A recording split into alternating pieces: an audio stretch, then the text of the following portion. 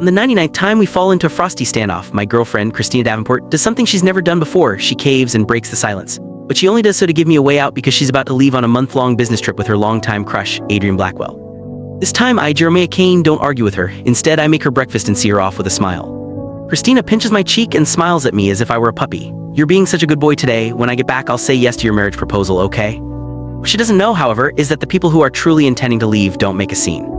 A month later, she returns home glowing with happiness, only to find a completely empty apartment. That's when the panic sets in. While I was making breakfast, my girlfriend, Christina Davenport, suddenly wrapped her arms around me from behind and rested her head on my back. Don't forget to make my breakfast as well, she said softly. I'm hungry. Her faint, elegant scent drifted over me, and my heart began pounding uncontrollably. This was the first time she'd ever backed down first during one of our silent standoffs, but the very next second she spoke again, her voice muffled. I'm leaving on a business trip today. I won't be back for a whole month. She paused, seeming to hesitate before finally blurting out, with Adrian. I felt like I'd fallen into an icy lake. My hand froze midair, the spatula hovering over the pan. Lately, nearly every argument we had had was because of Adrian Blackwell, the new assistant she had hired. He was a young man who kept harping about where there's a will, there's a way, but was actually completely incompetent when it came to doing the actual work. Christina, however, insisted Adrian was cheerful, outgoing, and hardworking. She took special care of him, more than enough to make me jealous. Our most recent fight had been because I had collapsed at the office from a sudden cardiac arrest, yet she had chosen to take Adrian out for dinner instead. A bitter smile tugged at my lips, so her fleeting moment of tenderness was nothing more than a transaction. I nodded. Take care of yourself while you're away, I said. Try not to eat too much junk food. Christina seemed surprised that I hadn't argued with her today. After all, in the past, I get visibly jealous just seeing her talking and laughing with Adrian.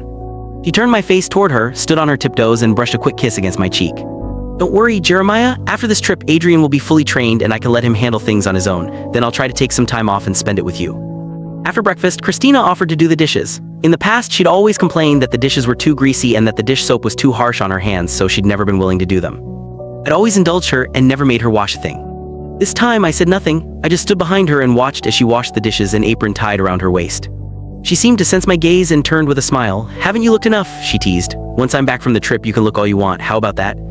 Her smile was warm and gentle, as if we'd never argued, as if we'd always been a loving couple. But I knew better. She was only trying to make it up to me because she was feeling guilty. I grabbed her suitcase and offered to drive her to the airport. She hadn't expected me to be so attentive today, and her eyes crinkled with happiness. Just as I was about to pull out of our apartment complex, another car drove up. The driver honked once, and Christina immediately placed her hand over mine, signaling me to stop the car.